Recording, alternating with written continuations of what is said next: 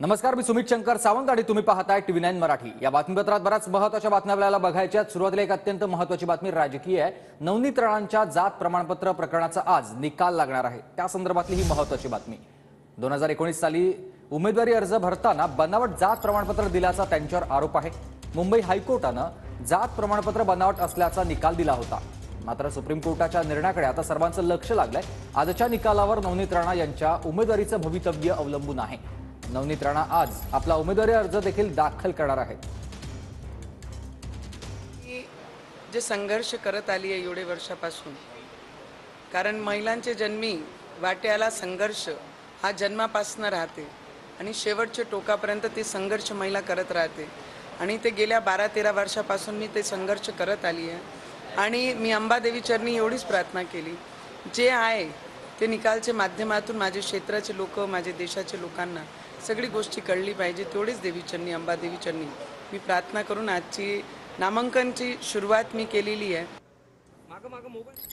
दरम्यान संदीप राजवळकर माझे सहकारी आपल्यासोबत थेट दिल्लीमधून जोडले गेलेत। संदीप, नवनीत राणा आज आपला उमेदवारी अर्ज एका बाजूला दाखल करणार आहेत तर दुसऱ्या बाजूला सुप्रीम कोर्ट निकाल देणार आहे।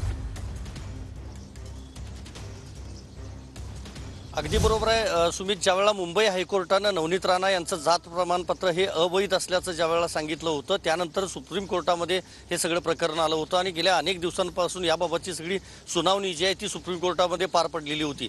28 फेब्रुवारीला या सगळ्याबाबतची सुनावणी संपल्यानंतर सुप्रीम कोर्टानं तो निकाल जो आहे तो राखून ठेवला होता आणि मध्ये होळीची सुट्टी आल्यामुळे खरं तर हा निकाल लांबलेला होता आणि आज तो अखेर दिवस आलेला आहे, जो नवनीत राणांच्या आयुष्यातला किंवा राजकीय कारकिर्दीतला अतिशय महत्त्वाचा दिवस असणार आहे। एकीकडे त्या अमरावतीमधून आजच उमेदवारी अर्ज दाखल करणार आहेत आणि दुसरीकडे आज हा सुप्रीम कोर्टाचा निकाल येणार आहे। साधारणतः 11:30 वाजता या निकालाच्या वाचनाला सुरुवात होईल। महत्त्वाचं हेच आहे की ज्यावेळेला बनावट प्रमाणपत्र असल्याचं मुंबई उच्च न्यायालयानं सांगितलं होतं, त्यानंतर त्यांच्या वकिलांनी जोरदार युक्तिवाद केला होता सुप्रीम कोर्टामध्ये आणि प्रमाणपत्र हे वैध कशा पद्धतीनं आहे असं त्यांनी सांगण्याचा प्रयत्न केला होता।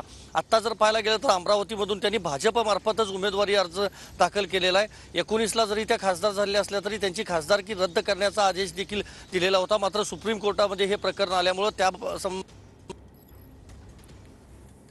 बरोबर आहे, सुप्रीम कोर्टाकडे आता या सगळ्या निर्णयाकडे सगळ्यांचंच लक्ष लागलेलं आहे। नवनीत राणांच्या जात प्रमाणपत्र प्रकरणाचा आज हा निकाल हाती येणार आहे। सुप्रीम कोर्ट सकाळी 11 वाजेनंतर निर्णय देण्याची शक्यता वर्तवली जाते।